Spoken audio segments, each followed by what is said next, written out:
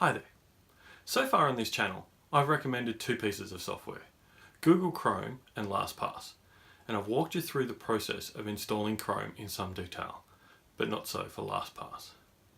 I've got a lot more software to recommend, so I thought I'd step you through the process of installing software so you can be confident that you're doing it safely and properly.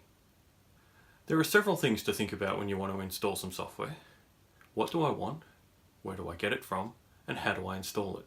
Deciding what you want is a fairly obvious one. You might have seen a recommendation from this or another YouTube channel. You might have seen something on the TV, heard it on the radio, or had it recommended by a friend.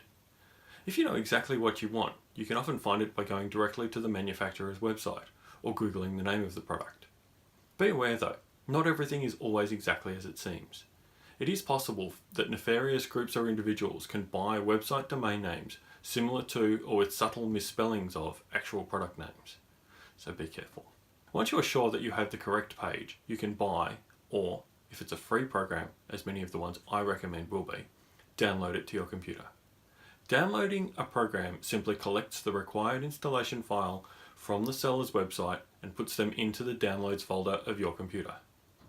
You'll know from episode 14 that you can find the downloads folder by going to Windows Explorer, or you can usually find a link to the installer at the bottom of the Chrome window that you use to start the download. To install the program, simply double-click on the installer icon.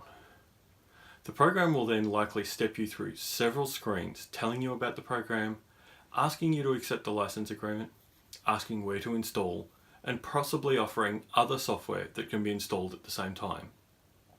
I urge you not to just keep clicking next, but at least get a quick understanding of what each screen is saying before you press next.